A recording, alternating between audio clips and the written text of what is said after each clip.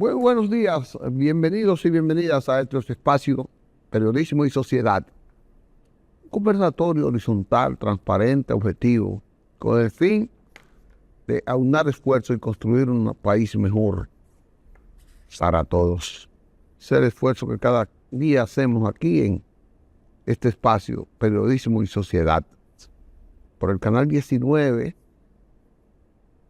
que nos retransmite en todo el país en el mismo canal 19. Hoy es lunes, estamos siempre como especial presentación a la espera del doctor Alfredo Polanco. Esta magistral presentación que él hace todos los lunes, persuasiva, orientación médica, que es la parte que nos toca siempre para sensibilizar al pueblo dominicano sobre la base de que tenemos que prestarle atención a las señales del cuerpo y prolongar nuestra vida así. En lo que llega el doctor, vamos a referirnos a una brillante presentación que hiciera el expresidente Hipólito Mejía en el Congreso Mundial de la Alianza Progresista en la India. La India es el país más poblado del mundo y uno de los países que acusa un mayor desarrollo tecnológico en el mundo. Tiene una notable presentación en la tecnología, aunque todavía sigue con esa diferencia social.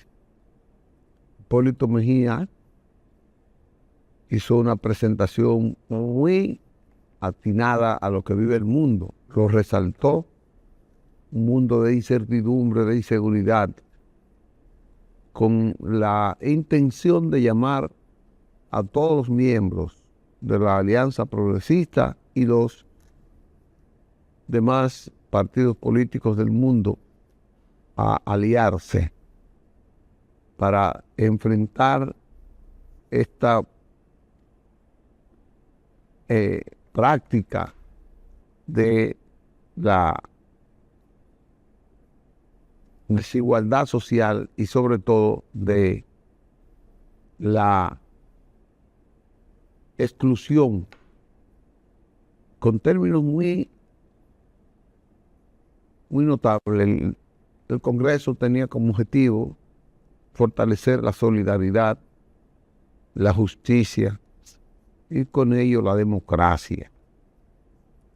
Entonces, el presidente Hipólito Mejía, fortaleciendo esos términos, los valores de la solidaridad internacional, dice: la alianza de todos los partidos políticos, de los que estaban presentes y los que forman la Alianza Progresista, evitar que estas grandes potencias se sigan tragando la producción de los pueblos y sigan explotando a los pueblos pequeños.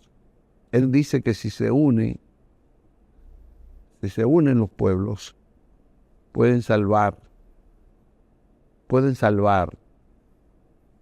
su producción, sus beneficios, pueden crecer juntos. Y él cree esto hablo de Hipólito Mejía, que cree en que de seguir como va la cosa con esa incertidumbre, la autocracia se puede ir convirtiendo como va en una dictadura, y le tiene miedo a el crecimiento de las dictaduras de los grandes en el mundo. Y llama la internacional, la Alianza Progresista es una organización de partidos políticos la mayoría, la inmensa mayoría de lo que era antes la Internacional Socialista, y fue uno de los principales oradores en este congreso celebrado en la India. Llamó la atención, repito, sobre la unidad. La unidad de los que piensan iguales, la unidad de los que tienen fines comunes, la unidad de los que pueden aportar juntos y enfrentar esta saciedad de los grandes. Decía él que el objetivo es hacer de este siglo un espacio de mayores condiciones para vivir. Por eso solo se logra enfrentando desafíos como esa unidad, provocando una mayor producción, una inclusión en la producción que implica ponerle un freno a esta vorágine que tienen los países ricos, de un grupito de países ricos, de adueñarse de las economías de la inmensa mayoría de los pueblos. Eso creó un revuelo importante en la conferencia, en la reunión de los partidos de la Alianza Progresista, y en muchos países donde esto se reprodujo, incluyendo la República Dominicana. Ahí. Es decir que he de resaltar esas cosas. Ya el presidente Mejía tuvo contacto con muchísimas personalidades, líderes, y evocó este recorrido que hacía el doctor José Francisco Peña Gómez en esos encuentros de partidos políticos en el mundo, en esa parte. Es decir que yo quiero felicitar al presidente Hipólito Mejía por esa brillante exposición y esa valiente presentación de esbozar esa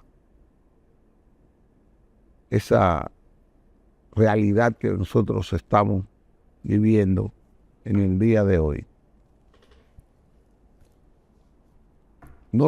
Fue un discurso largo, no lo puedo resaltar todo aquí, pero fue una buena presentación. Vamos a una pausa, porque recuerden que el lunes corresponde al doctor Alfredo Polanco, no sin antes darle las gracias profundas, sinceras, a los amigos Isidro Toro y Eli Hellier por esa sustitución ejemplar que hicieron en mi ausencia, esa producción en mi ausencia de este programa. Así es, así que se lo agradezco infinitamente. Digo, ellos tienen calidad profesional para hacer cosas mejores que yo, para hacer esas cosas mejores que yo. Sé que no tenía dudas de que ellos lo iban a hacer mejor que yo en mi ausencia. Y que gracias a Eli, gracias a don Isidro Toro, por esa gran sustitución que hicieron de esta semana que acaba de pasar. Vamos a una pausa, Manuel. Bien, regresamos con ustedes esta vez para presentar, como todos los lunes, con un tema de salud al doctor Alfredo Polanco. Buenos días, doctor.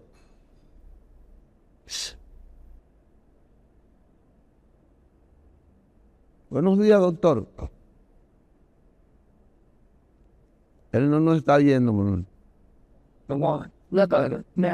Bueno, el doctor Alfredo Polanco está en la línea, aunque no está ahí, se presentó, estaba su imagen. Estamos a la espera de la conexión con el doctor Alfredo Polanco.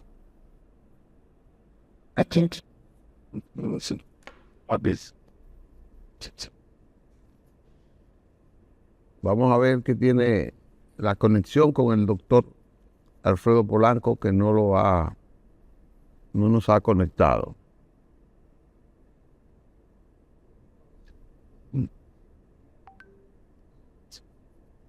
Vamos.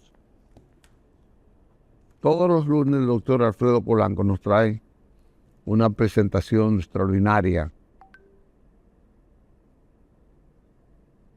de el área en que él domina mejor, que es la medicina. Todavía, Alfredo. Vamos a ver si está en contacto ya.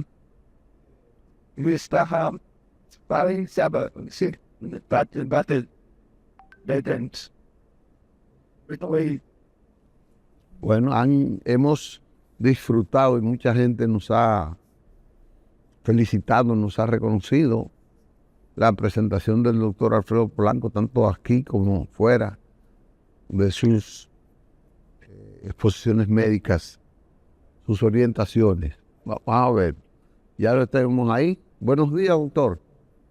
Buenos días, Licho. Buenos días a nuestros amigos televidentes. Disculpen por los inconvenientes que ha habido con la transmisión, pero estamos aquí y vamos a hablar a repetir. Llover sobre mojado. Hablar sobre la diabetes necesariamente. Es un tema que, independientemente de que se trate un día, al otro día, cualquier otro día, hay que seguir tratando. ¿Por qué? Porque es una enfermedad que la tenemos en la cara. La tenemos con cada familiar, con cada amigo, con cada vecino. Y lamentablemente no existe una aceptación a esta enfermedad. Este no era el tema que tenía para explicar en el día de hoy. Sin embargo, en el día de ayer me encontré con varios amigos en Cotuí, parientes sobre todo, que siendo diabéticos no aceptan la enfermedad. Y así está la población general. Y dije, pero bueno, tenemos que seguir hablando sobre diabetes, lamentablemente. Entonces, la diabetes es una enfermedad, una pandemia así como el COVID-19, ya que la mayoría de las personas tienen algún pariente que es diabético. El 12% de la población de República Dominicana es diabética. Imagínense usted. O sea, que donde usted ve que hay 100 personas reunidas, hay 12 con diabetes. Y hay aproximadamente 10 más con prediabetes. Es decir, que tenemos a 22 personas que son diabéticos o prediabéticos. Pero ¿cuál es el problema? Que la persona no acepta que es diabética. Usted le diagnostica a un paciente hipertensión arterial y en la mayoría de los casos puede acceder a tomarse los medicamentos y decir, si yo soy hipertenso, me diagnosticaron hipertensión arterial, sufro de la presión alta, lo que sea. Pero a un paciente se diagnostica como diabético y ese paciente no lo acepta en la mayoría de los casos. El paciente, por ejemplo, como me dijo uno ayer, doctor, a mí me salió una glicemia por encima de 500 y me dijeron que posiblemente sea diabético. Óyeme, cuando una glicemia, que es el azúcar en sangre, está por encima de 200 miligramos, no importa la hora, no importa lo que haya comido, usted es diabético. O sea, no, eso no es de que emocional y que esto, que lo otro, no. Usted tiene una condición de que es diabético. Si a usted le hacen glicemia en ayuna y sale en 126 o más y se lo repiten, usted es diabético. Y si a usted le hace un análisis llamado hemoglobina glicosilada, que está por encima de 6.5%, usted es diabético.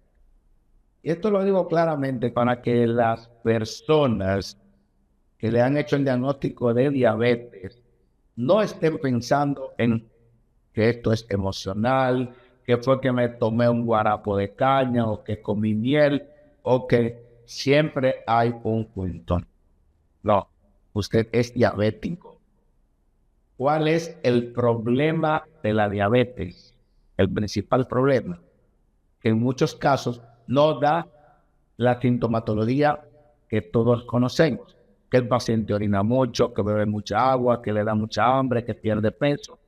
En muchos casos, el paciente no tiene ninguna sintomatología y eso es un problema, porque cuando a usted le duele algo, usted se toma su calmante. Existen solo 4 pruebas para diagnosticar. Pero lamentablemente, como la diabetes no duele, entonces usted va a ver al paciente que puede durar 1 año, 5 años, hasta 10 años siendo diabético y sin tratamiento.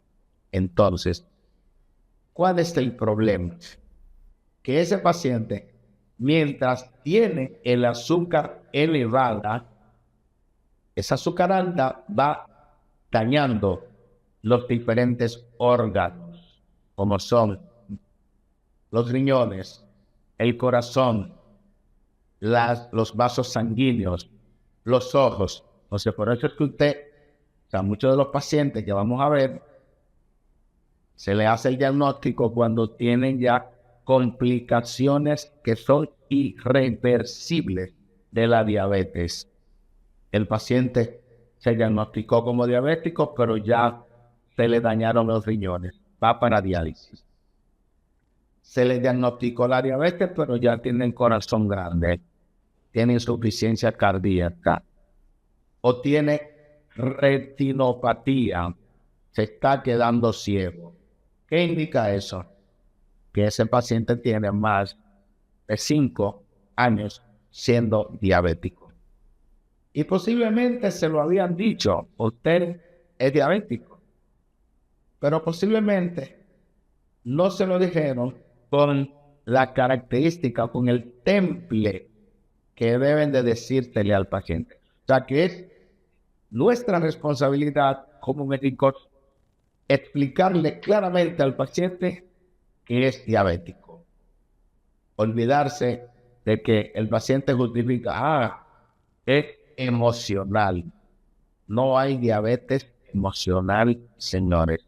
Hay diabetes tipo 1, hay diabetes tipo 2, hay diabetes gestacional, que vamos a definir cada una de ellas.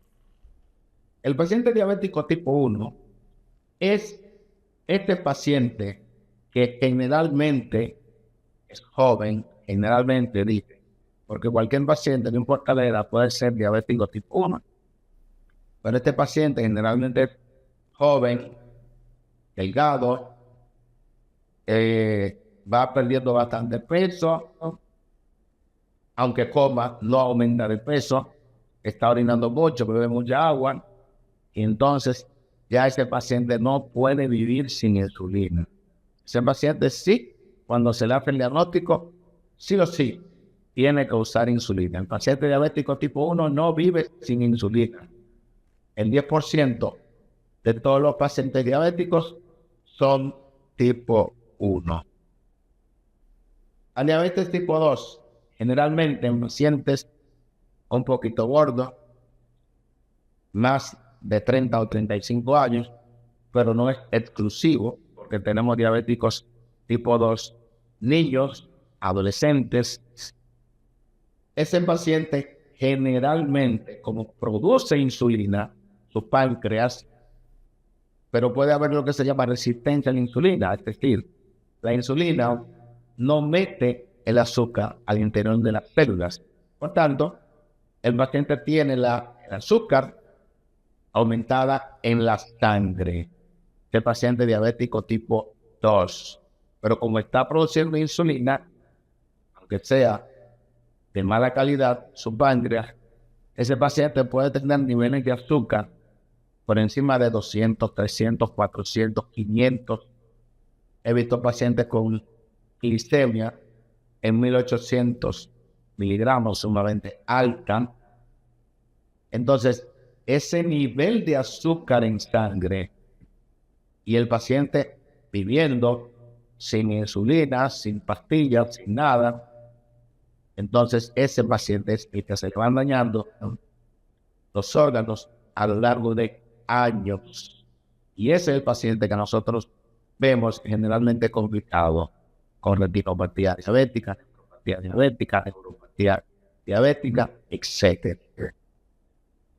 El 90% de todos los pacientes diabéticos son tipo 2. Y el otro tipo de diabetes es la diabetes gestacional, es decir, una embarazada que desarrolla diabetes, pero que generalmente esta paciente posterior al embarazo vuelve a ser normal. Ahora bien, esa paciente que hizo diabetes gestacional, es decir, durante el embarazo, tiene muchas posibilidades de, en los próximos años, ser diabética. Entonces, a ver, ¿qué hacer cuando se hace el diagnóstico de diabetes? Porque eso es lo importante. Claro, lo más importante es la prevención. Todos los pacientes obesos, pacientes con familiares diabéticos, pacientes sedentarios van a tener más posibilidades de desarrollar diabetes que la población general. La dieta es sumamente importante. ¿Por qué? Porque estos pacientes que llevan una vida bastante desordenada, con una ingestión de grandes cantidades de glucosa, de alimentos con mucho azúcar, tienen el factor de riesgo, por ejemplo, de la obesidad. Y la obesidad es uno de los principales detonantes para que el paciente desarrolle diabetes. Una vez tenemos el diagnóstico de diabetes, vamos a identificar si el paciente es tipo 1 o tipo 2. Si es tipo 1, obligatoriamente necesita insulina de por vida, porque el páncreas no produce insulina. Y por eso es que anteriormente a este paciente se le llamaba tipo 1 o insulino dependiente. El paciente diabético tipo 2 es un paciente que tiene más chance. ¿Por qué? Porque este paciente, en principio, podríamos manejarlo con dieta, ejercicio, es decir, cambios del estilo de vida, dependiendo de los niveles de glicemia que haya tenido y de la hemoglobina glicosilada. Vamos a hacer hincapié en algo. Hay pacientes diabéticos tipo 2 que debutaron o el diagnóstico se le hizo con una glicemia, por ejemplo, en 500 o más de 500, y ese paciente tiene la hemoglobina glicosilada en 10 o más. Es un paciente que necesariamente, aunque sea un tipo 2, tenemos que ponerle insulina. El paciente se asusta cuando oye la palabra insulina porque hay muchos tabúes con respecto a este medicamento que es producido por nuestro páncreas y que es indispensable, necesario para mantener los niveles de azúcar en sangre de manera adecuada. Entonces, a este paciente diabético tipo 2 que le pusimos insulina porque los niveles de azúcar están sumamente altos, es un paciente que se va a evaluar cada cierto tiempo para ver cómo ha ido los resultados de glicemia y de hemoglobina glicosilada. Este paciente podría, en un futuro, depender ya de pastillas. Es decir, el paciente bajó bastante la hemoglobina glicosilada, perdió peso, etcétera, etcétera. Y este paciente que estaba usando insulina, pero que es diabético tipo 2, puede manejarse con antidiabéticos orales, es decir, pastillas por un tiempo.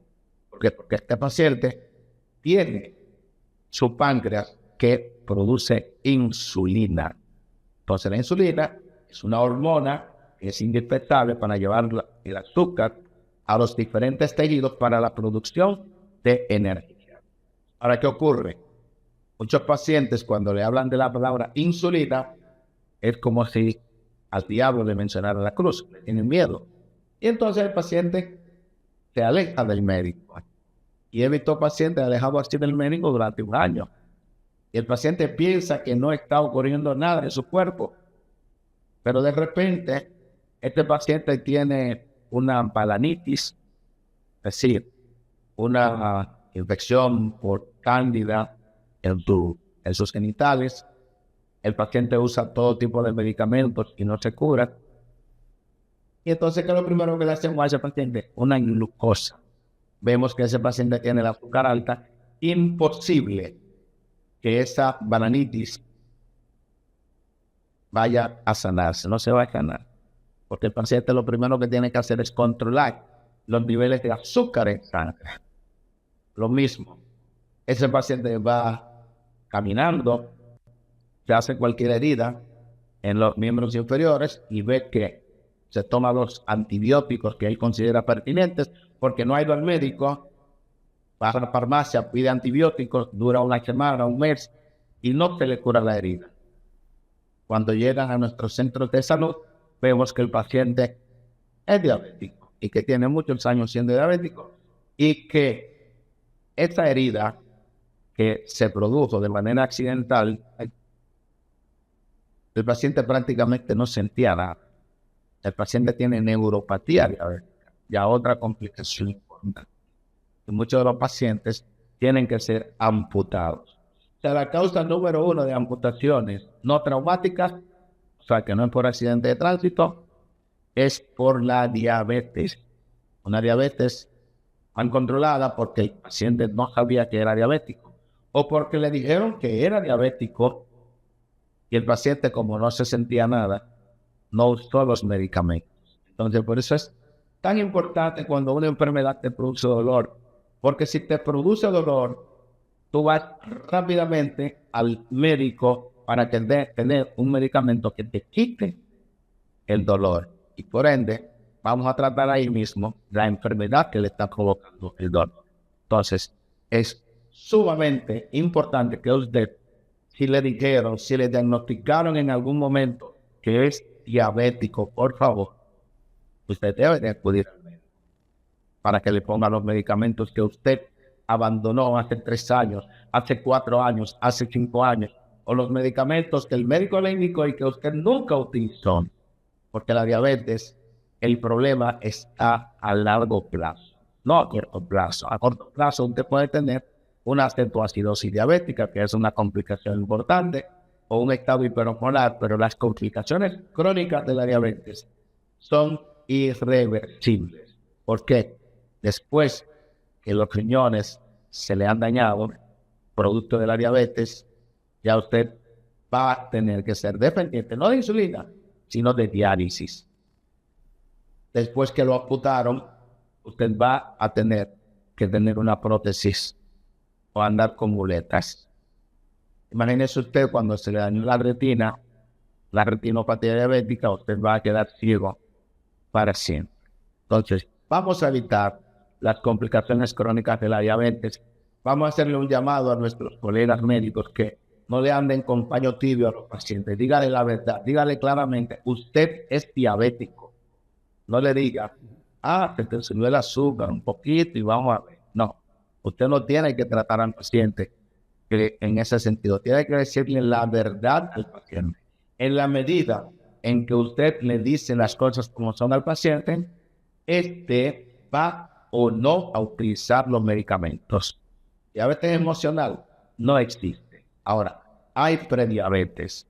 El paciente prediabético es ese paciente que en ayunas tiene los niveles de azúcar entre 101 y 125 miligramos por decilitro. Ese es un prediabético. Ese paciente también tiene que utilizar lo que es cambio del estilo de vida Y en muchas ocasiones hay medicamentos que utilizamos para el paciente prediabético y puede tardar en aparecer la diabetes muchos años o no aparecer nunca. O sea, que si usted es de los pacientes que son prediabéticos, acuda a su médico. Dígale cuáles son las alternativas terapéuticas o cambios del estilo de vida que existen para enlentecer, retrasar o evitar el que usted llegue a diabetes. Y por último, con respecto a los medicamentos, en la actualidad, en los últimos 5 años, hay una gran cantidad de medicamentos nuevos para el paciente diabético que benefician al paciente no solamente en el aspecto de la diabetes, sino que evitan las complicaciones renales, como la insuficiencia renal crónica, también evitan las complicaciones cardiovasculares y la muerte cardiovascular, que su médico tiene todo el deber de indicarles. O sea que no solamente estamos bajando el azúcar, sino administrando un medicamento que le va a prolongar la vida a ese paciente diabético. Cualquier pregunta, Listo, que tenga, es importante que nos la dejen saber. Doctor, lo que usted ha dicho con mucho énfasis, vaya al médico, vaya al médico. Yo siempre tengo esta pregunta para usted, se la he hecho varias veces. ¿A cuál médico? El paciente dominicano generalmente no tiene una programación para ir al médico general al que él va. No tenemos.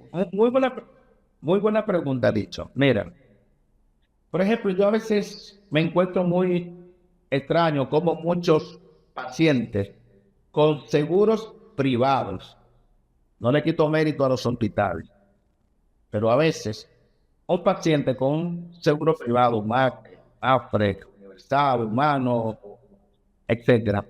Entonces, a veces van a un centro de salud, un hospital público, para una consulta especializada a las 6 de la mañana, 5 de la mañana, para que un médico lo atienda a las 4 de la tarde. A veces el paciente se desespera y fue este día, pero no vuelve. Señores, tenemos la mayoría de los pacientes de República Dominicana tienen un seguro médico. Entonces usted puede ir a un médico internista, a un médico familiar, y ese médico lo puede derivar, si lo considera, a un subespecialista. Es importante que usted como persona tenga su médico de cabecera. Nosotros en la universidad, para ser un médico general, nos enseñan todas las patologías de forma somera, lógicamente. Si usted como médico general hizo el diagnóstico de diabetes, o médico internista, y usted no está en la capacidad de manejarla, usted lo deriva al diabetólogo o al endocrinólogo.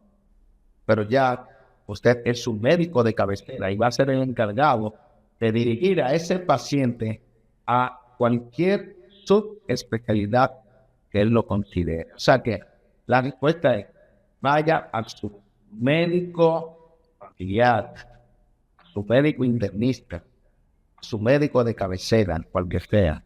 Es importante que usted tenga y pueda decir, mira, fulano este es mi doctor. Eso es importantísimo porque yo he tenido muchos pacientes que tienen algún problema en el interior del país. Simplemente me escriben para una orientación. Y yo les digo, tienes que venir aquí a la capital o párate en la clínica o en el hospital, que eso te resuelve.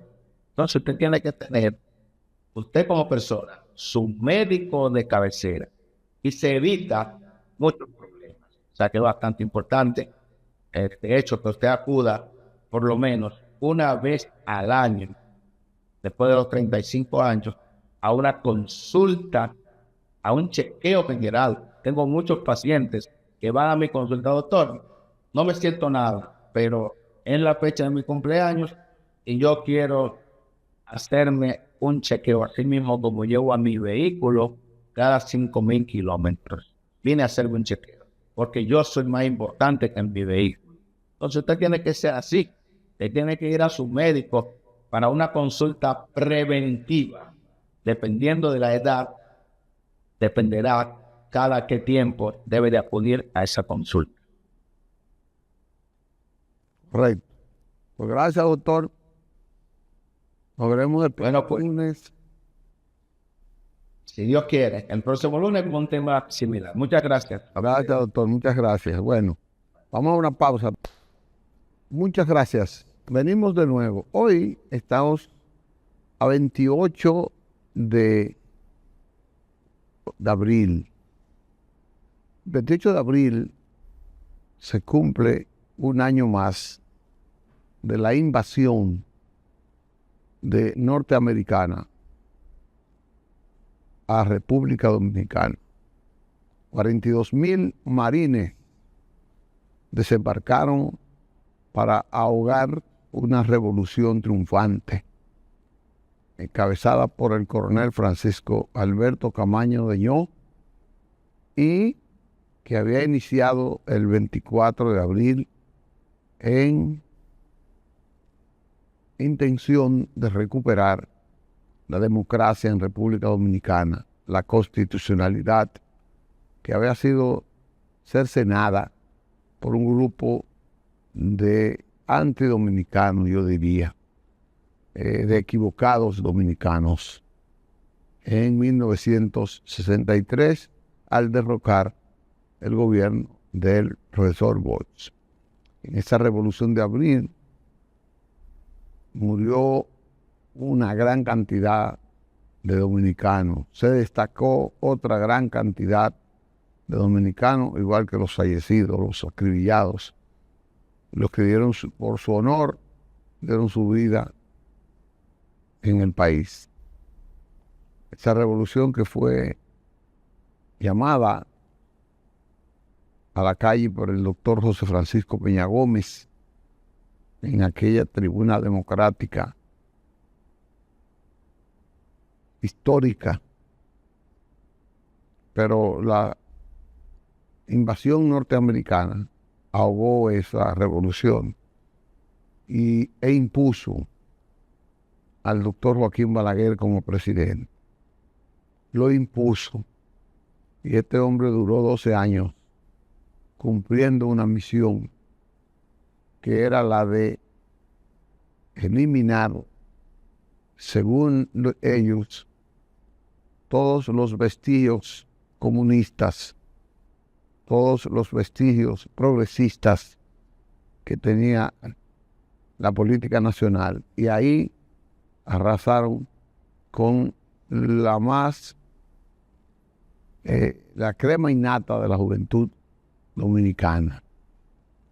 Muchos jóvenes fueron asesinados en esos 12 años con el apoyo norteamericano, con la invasión norteamericana, que no culminó hasta que, repito, no hubo una decisión política estratégica del doctor Peña Gómez de unificar a los dominicanos para sacar al doctor Balaguer del país y del gobierno 1978.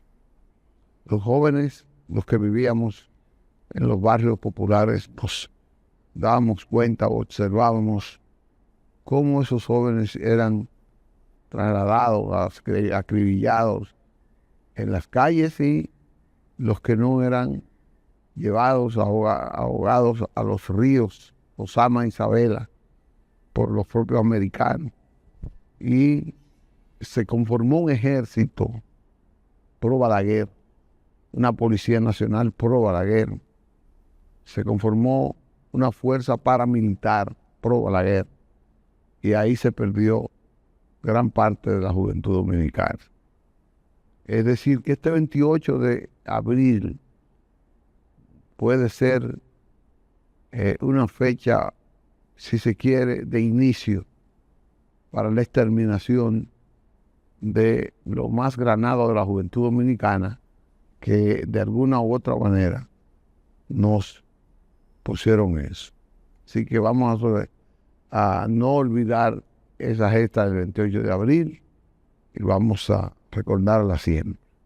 Vamos a una pausa, Manuel, otra vez, y venimos ya al final del programa. Bien, me dicen que nada más nos queda tiempo de despedida. Vamos a lograrlo. Pero no quería despedir el programa sin resaltar la llegada, el regreso del presidente Luis Abinader después de participar en los funerales del Papa Francisco, en los cuales tuvo una atinada participación, una conversación con el presidente Donald Trump. De eso yo me imagino que el presidente hablará hoy en la semanal, donde seguro alguien le preguntará de qué habló con el presidente Donald Trump, el presidente Luis Abinader, aunque fue de pasado. Pero vamos a esperar esta tarde a las 4:30, cuando desarrolle el programa de la semanal en el Palacio Nacional. Hasta mañana, si Dios quiere.